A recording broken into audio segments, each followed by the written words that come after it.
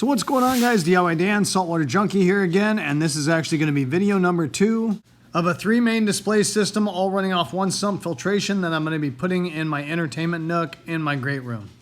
Now, for those of you guys that didn't see the first video, this multiple systems all running off one sump filtration was in a different part of my house. We redid the flooring, and that's when we decided to move it over to this entertainment nook. So in the first video, I kind of went over a main overview of the system and how I thought it was going to work. In this video, I'm going to be doing an overview of how I built the stand and some things I do to my stands that are different than most, and the electrical that I put into place to run this system. And then at the end of this video, I'm going to go over a glimpse of what's actually coming up next as far as this system goes. So let's get to it. So I used 3/4 inch plywood for the base, tops, and backs of all 3 of the stands.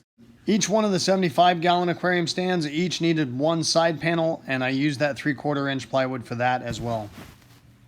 I used a combination of 2x4s, 2x3s, and a couple 2x2s for the support legs for all 3 of the stands. On the 210, I did throw some cross bracing underneath the top for extra support, and that was a 2x4. I do tend to overbuild these stands when I build them because I don't want to have any structural problems. That's why you notice the 2x3s stacked up upon each other in the front and extra supports with the 2x4s in the back. I used a paintable caulking to seal up all of the seams inside all 3 of these stands before painting them. There was 2 main reasons for this. One, obviously, for moisture protection for the stand. The other main reason is to help trap the noise inside these stands because they are in our main living area. So one of the other things I do with all of the stands that I build is I basically make a waterproof container out of the base to hold a little bit of water so it doesn't leak down onto my floors in case of a small leak.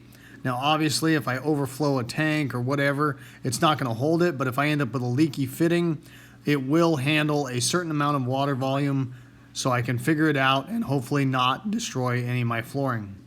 Now this process all started with the fact that we redid our floors, so I actually had pulled some of our laminate flooring up and kept it in good enough shape to use it in the bottom of all 3 of these stands. So right here I've got 2 pieces of the old vinyl flooring we pulled up out of our kitchen, and I'm just using some miscellaneous silicone that I had to kind of act as a glue to secure it to the 2 bases for the 2 75-gallon aquarium stands. So years ago, when this multiple systems all running off one sump was in another part of my house, this actually saved me quite a bit of headache. One of the 29s underneath the 210, the drain partially got clogged and it was overflowing a substantial amount of water over the top of the tank. Because I had made that stand a watertight seal, I was able to get my shop vac and suck that water out, and there wasn't a drip of water on my flooring. Once I had all 3 of the stands complete, in place and anchored together with screws, then I used some 1x3 PVC board to kind of seam the stands together at the bottom. Then I used some kitchen and bath 100% waterproof caulking to seal up all 3 of the stands. You'll notice that I went up about 3 to 4 inches in all 3 of the bases of these stands to produce that watertight seal. So right here I'm just using my density stud finder to mark out where the studs are in this nook so I can verify that I can feed the wires down this wall for the outlets for this aquarium. I did go all the way to the top with this density stud finder just to make sure there wasn't any cross bracing that was going to get in the way of me feeding the wire down the wall. So if you guys are subscribed to my channel, you guys know I tell you all the dumb things I do, so hopefully you don't make those same mistakes or you get some entertainment out of it. If you're not, now you do. So right here I started by drilling a small hole, and then I just stuck my finger in there to see if I could feel any wiring before making the hole bigger so I don't damage it, and I got my finger stuck. What? I just got my finger stuck. Do you need help? I'm serious. Oh, this is not cool. Easy. Okay. Owie. Don't stick your finger in that tiny Stick a asshole. smaller one in there. Using my oscillating tool, I went ahead and cut that hole a little bigger so my finger wouldn't get stuck. Then I felt around in there to make sure there was no wiring that I was possibly going to damage in that wall while I was making the rest of this cut. I took the outlet box, marked it out on the wall, and cut it out with the oscillating tool. Then I went ahead and measured from the floor and the back of the nook and marked that out on my aquarium stand. Then I just drilled a small hole. I put the aquarium in place to make sure that that hole was lining up, And then I used the oscillating tool once again to cut a small hole to make sure I was right on point with the location of the hole in my aquarium stand versus the hole in the drywall. Using a tape measure, I measured through the aquarium stand and to the drywall, and then marked those out on the inside of the aquarium stand to ensure that the hole I was going to cut out in the aquarium stand was going to directly match up with the hole in the drywall for the outlets. Once I had that marked out, I pulled my aquarium stand away from the wall and cut it out using a jigsaw and my oscillating tool. Now, because I had already ran the electrical for the other location of this system, I was able to take that out of the wall and just relocate it over to this nook area. So because this was a nook, it was pretty easy to figure out what wall up in the attic that I needed to drill the hole down so I could push the wiring through.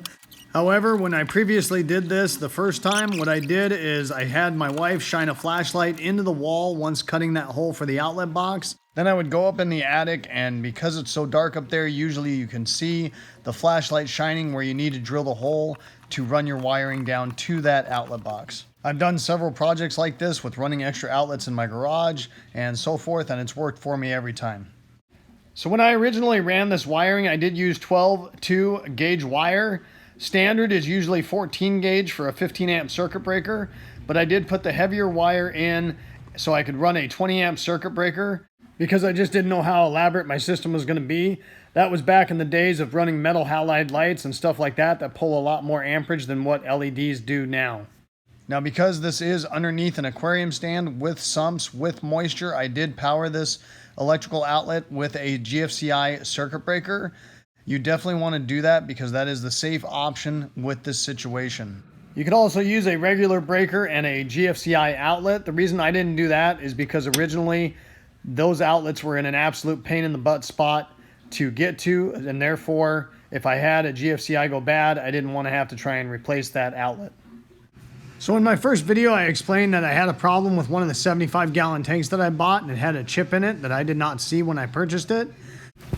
It turns out that Ocean Floor is going to take care of that tank for me, as they should, but it was quite the headache getting them to realize that I did not chip this tank, that it was chipped when I got it, and there was a piece of packing tape covering up that chip. So that is why I am missing one of the aquariums on top of the stands. I'm also missing one of my roller mats, and that is because I've had a problem with the original roller mat that I bought, unspooling the entire clean roll of fleece all at one time.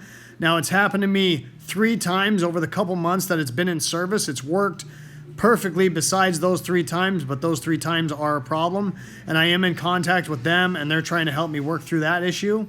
And if that wasn't enough BS going on with my systems, I actually lost a pump off of my Reef Dynamics skimmer that I was using in that 125 community tank, and therefore I took my Bubble Magus Curve 9 protein skimmer that I was going to use on the multiple display system and moved it over to my 125 system.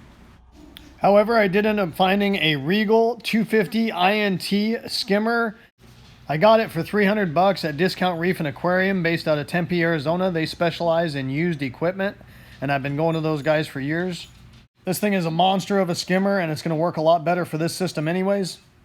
So all in all, guys, it's been a real expensive and frustrating couple of months as far as my saltwater hobby goes. I've also had a lot of other projects going on as far as the house or my vehicles go, so it is moving a little slower than what I would like.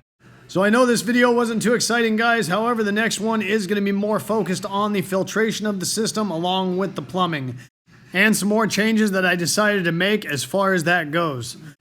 If you do have any questions or comments on this system, throw them in the comments and I'll try and touch on those in a later video. Hopefully you guys enjoyed this video and it gave you some good information and maybe ideas that you might be able to incorporate into one of your systems. If so, make sure you hit that like button and subscribe to my channel if you haven't already. I'd really appreciate it. And I hope to see you next time. Have a good one. Later.